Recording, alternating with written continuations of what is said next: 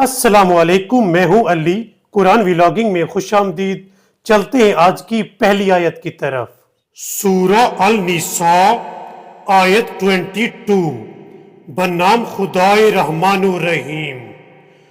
اور ان عورتوں سے نکاح نہ کرو جن سے تمہارے باپ نکاح کر چکے ہو، مگر جو کچھ ہو چکا سو ہو چکا۔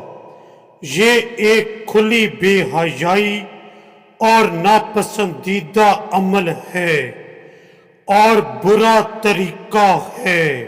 ناظرین، زمانے جاہلیت میں لوگ باپ کے مرنے کے بعد ستیلی ماں سے نکاح کر لیا کرتے تھے، جبکہ اللہ تعالیٰ نے قرآن مجید کی اس آیت میں حکم دیا ہے کہ اے لوگو، ستیلی مائیں تمہارے لیے حرام ہیں اور تم ان سے نکاح نہیں کر سکتے۔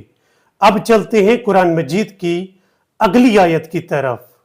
تم پر حرام کر دی گئی ہیں تمہاری مائیں، تمہاری بیٹیاں، تمہاری بہنیں، تمہاری پھپھیاں، تمہاری خالائیں، تمہاری بھتیجیاں، تمہاری بھانجیاں، تمہاری وہ مائیں جو تمہیں دودھ پلا چکی ہوں، اور تمہاری دودھ شریک بہنیں، تمہاری بیویوں کی مائیں، اور جن بیویوں سے تم مقاربت کر چکے ہو ان کی وہ بیٹیاں جو تمہاری پرورش میں رہی ہوں۔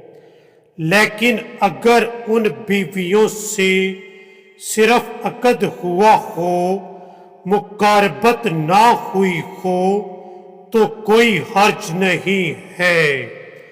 نیز تمہارے صلبی بیٹوں کی بیویاں اور دو بہنوں کا باہم جمع کرنا، مگر جو پہلے ہو چکا سو ہو چکا۔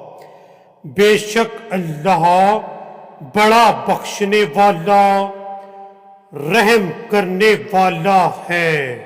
ناظرین، قرآن مجید کی اس آیت میں اللہ تعالیٰ نے ان عورتوں کا ذکر کیا ہے جو ایک مرد پر حرام ہیں، یعنی ہماری مائیں، بہنیں، بیٹیاں، پھپھیاں، خالائیں، بھتیجیاں، بھانجیاں، یہ سب عورتیں ایک مرد کے لیے حرام ہیں۔ اب چلتے ہیں قرآن مجید کی اگلی آیت کی طرف۔ اور شوہردار عورتیں بھی تم پر حرام ہیں، مگر جو تمہاری ملکیت میں آ جائیں، یہ تم پر اللہ کا فرض ہے۔ اور ان کے علاوہ باقی عورتیں تم پر حلال ہیں۔ ان عورتوں کو تم مال خرچ کر کے اپنے عقد میں لا سکتے ہو، بشرطے کہ نکاح کا مقصد عفت قائم رکھنا ہو، بے عفتی نہ ہو۔ پھر جن عورتوں سے تم نے متع کیا ہے ان کا طے شدہ مہر بطور فرض ادا کرو، البتہ طے کرنے کے بعد آپس کی رضامندی سے مہر میں کمی بیشی کرو تو اس میں کوئی مذائقہ نہیں ہے۔ یقیناً اللہ بڑا جاننے والا، حکمت والا ہے۔ ناظرین، قرآن مجید کی اس آیت میں اللہ تعالیٰ نے حکم دیا ہے کہ اے لوگو، شوہردار عورتیں یعنی وہ عورتیں جن کی شادی ہو چکی ہو، وہ دوسرے مردوں پر حرام ہیں۔ اور اللہ تعالیٰ نے حکم دیا ہے کہ اے لوگو، ان تمام عورتوں کے علاوہ جو تم پر حرام کی گئی ہیں، باقی تمام عورتیں حلال ہیں، تم ان سے نکاح کر سکتے ہو۔ ناظرین، قرآن مجید کی اس آیت کے اگلے حصے میں متع کا ذکر ہے۔ آئیں اس کے بارے میں قرآن مجید کی تفسیر کا مطالعہ کرتے ہیں۔ نکاح متع عہد رسالت میں بالخصوص مکی زندگی میں بعض کے نزدیک جنگ خیبر اور بعض کے نزدیک فتح مکہ تک جائز اور رائج تھا۔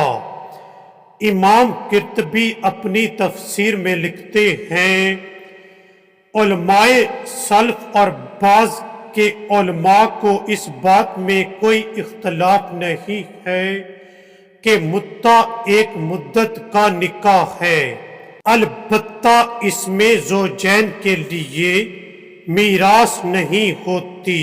اصحاب رسول میں سے حضرت ابن عباس، عمران بن حسین، ابی بن کعب اور عبداللہ بن مسعود نے روایت کی ہے کہ یہ آیت متع کے بارے میں نازل ہوئی اور یہ ائمہ و اصحاب و تابعین حلیت متع کے قائل تھے۔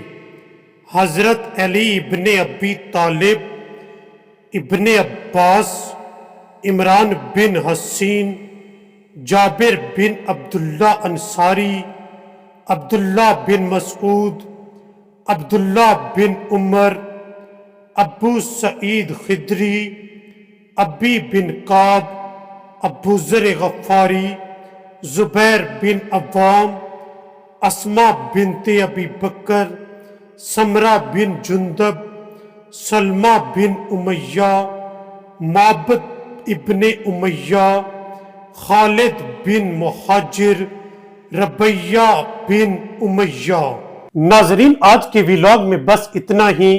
آپ سے ملتے ہیں اگلی ویڈیو میں، تب تک کے لیے اللہ حافظ۔